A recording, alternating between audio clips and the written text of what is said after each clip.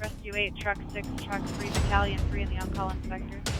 2303 West 46th Street, number 208. Welcome to another episode of Sioux Falls Fire. My name is Captain Ryan Cox, and today we're going to go to a scene of a fire where we see how our crews have to fight fire in the cold. Next, we're going to show you one of our kids' education programs that we do virtually. And lastly, we're going to show you why we need your help on digging out fire hydrants in your neighborhood. All of this and more on Sioux Falls Fire. Hi, Tim Hookman, Fire Captain with Sioux Falls Fire Rescue Station 4. We're out here at the outdoor campus with South Dakota Game Fish and Parks going over some ice rescue training and techniques to get yourself out of the water and back up on top of the ice if you happen to fall through, whether you're ice fishing, cross-country skiing, snowshoeing, whatever you're out doing on the ice. And also, if you have a buddy with you, some techniques for them to help you out and get you back on top of the ice and get you warmed up. The first thing we want to talk about is if you fall through, to get your arms up on top of the ice shelf and try to get yourself horizontal by kicking your feet up and then pulling yourself back up on top of the ice. If you have ice picks with, which we definitely recommend anytime you're going to be on the ice, then that's helpful to get you get traction so that you can pull yourself up. But we still want to do the same thing, get your feet kicking so that you can get as horizontal as possible, make it easiest to get up on top of that ice shelf again. Another helpful technique in getting out, especially if the ice is not in real great shape, is to spread your body weight out and actually roll up on top of the ice. So again, you want to get yourself to kind of a horizontal position and then start to roll over so that you can get on top of that ice and get away from where the ice has failed and get onto some solid ice so that you can get back to safety. Another good precaution to take anytime you're out on the ice is to have some rope with you. If you are out and fall through with a buddy and they have rope with them, one of the safest ways to get you out of there is to throw the rope to whoever's in the water, have them grab a hold of it, and then you can pull them out without having to get close to that failed ice patch so that both of you don't become victims. Your last resort, if you're trying to get a buddy out of the water, you don't have any rope or another way to reach them, is to get close to him and grab on. The big thing to remember there is you want to spread your weight out as much as you can so that you don't cause the ice to fail further out from the hole and again make yourself a victim. So spread yourself out, distribute your weight as much as you can, and belly crawl out to them, give them an arm, and then get them pulled to safety. Once you get out of the water, the main concern is to get warm. So you want to get somewhere where you can have some shelter, shed the wet clothes, get blankets, coats, whatever you can dry, something dry on and get warmed up and get your body temperature raised back up. So this winter season, stay safe. If you're going to be out on the ice, take appropriate precautions, be prepared. And if you have questions on ways that you can stay safe on the ice, contact South Dakota Game Fish and Parks.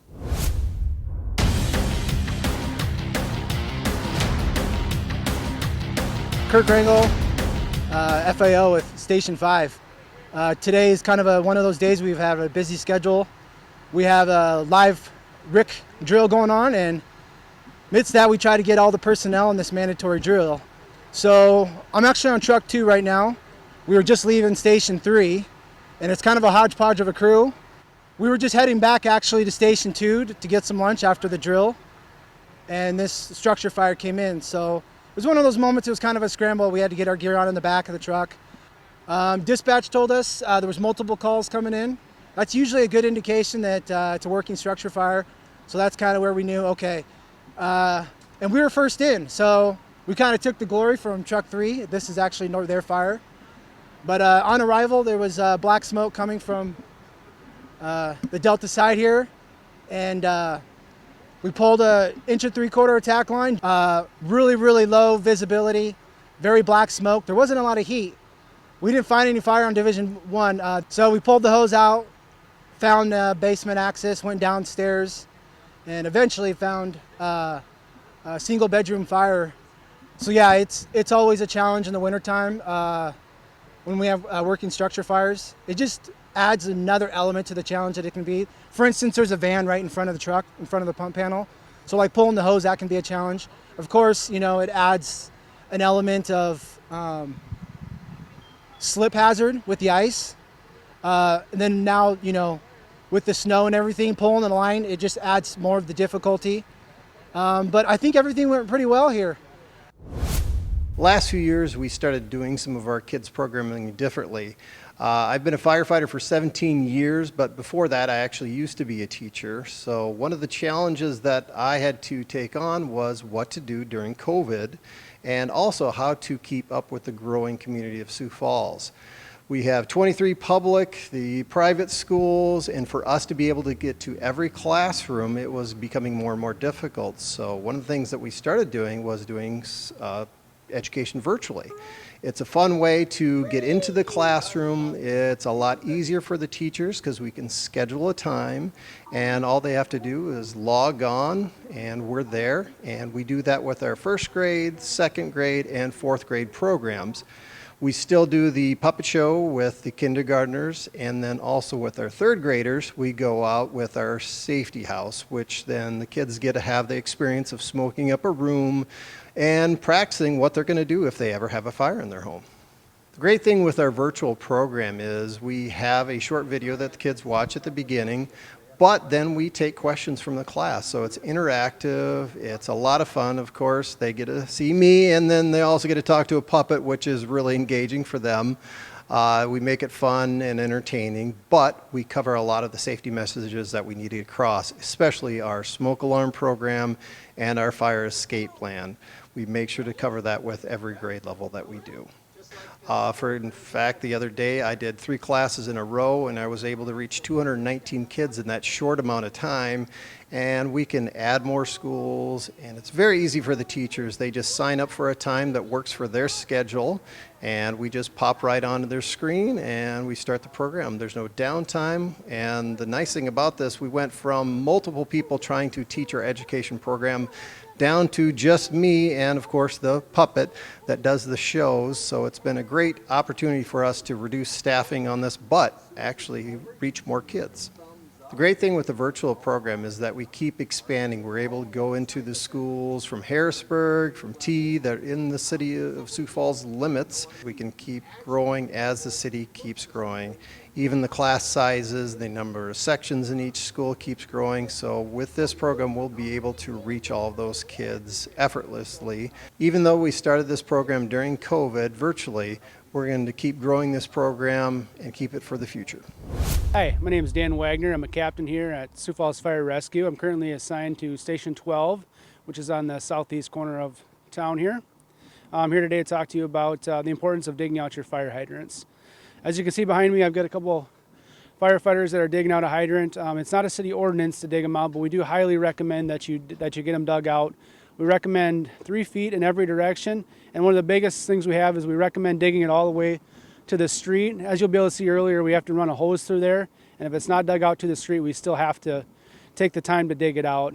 Firefighting is sometimes it's a matter of minutes, makes a big difference, and in this kind of weather conditions, a lot of times we're just like everyone else. The road conditions slow us down, so we're already a couple minutes behind, and then we still have to do our same assignments we get on. We have to pull hoses around the house, we got to set ladders around the house, and when we have 3 feet of snow, we're already slow, so every minute counts. So we really highly recommend you guys take the effort and dig out your hydrants. For those individuals that do not have a fire hydrant in front of their house, we recommend you do the neighborly thing and go over and help your neighbors dig them out. A lot of times people aren't capable of doing it themselves. There's elderly people, there's people that are out of town. So we recommend going out there, give them a hand. You know, it's a good way to meet your neighbors and it's a good way to help out. We do carry water on the trucks, but it's only about 500 gallons. In a involved structure fire, we can burn through that in a matter of a couple minutes. So it's really important that we get that water supply established early and quickly. And just to reiterate, as you guys can see, it takes several minutes for us to clean out a hydrant, and in the fire service, minutes could mean lives. So we'd like to highly recommend that you guys please take the time, clear your hydrants a minimum of 3 feet in each direction, and give us access to the street.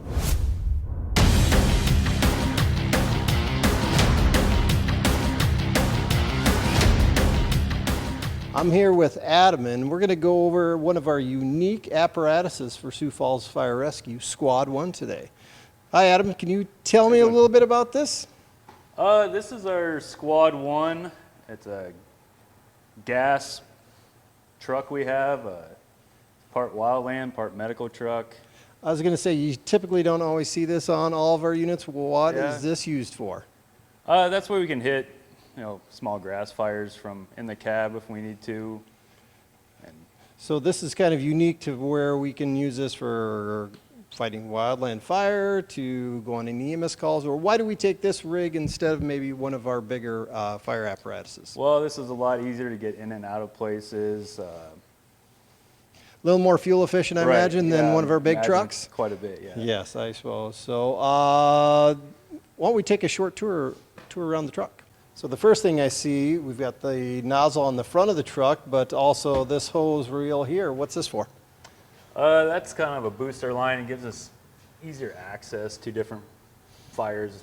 If it's not like a structure fire, we can go put out a trash fire. Yeah, something small, because you've got a couple hundred gallons of water on this, so you can use this for any dumpster fire or small fires or wildland firefighting too, right? How about in the first compartment here? What do we got in here? We carry a couple medical bags. This is the BLS red bag, ALS bag. We have a medic on here today. Because, yeah, that's a nice thing with this unit. We can take it on those EMS calls. You can get around corners, get places faster instead of taking the big fire truck. So Yeah, that's especially great. right now with the way the streets are with the Yeah. snow and ice. A little bit easier getting up and down those. How about in the next This is part kind of here. like a tool compartment. We got a couple walkie tools, saw, your irons, and then in these brown bags are wildland fittings for any kind of wildland deployment. So really, you can use this on, let's say you're out on an EMS call and a structure fire comes in. You can actually go to that structure fire with this unit too, right? You could, and yeah, you could do some work. Yep, that's great. Yeah, you've got the saw, you got the irons. Plus, in this one here, you've got what? We got an SCBA. On the other side, there'll be 2 SCBAs. So yeah, so Structure then fire. really you have all your structure gear. You could go to that fire and start doing, like you said, some work before another fire unit would arrive on scene. Yep. So how about on the backside here? What all do we have? We got your pump panel, and then up top we got some 2.5-inch structure firing hose that we could hook to a hydrant or use. We have 1.75 for fighting fire, and then we have And you A can different have a ladder. ladder up there, don't you? Yeah, we got So- even an extension ladder, a small extension ladder, hard suction hose for drafting. Oh. All right, how about in this one? So this one will have a couple more of the SCBAs for the structural firefighting.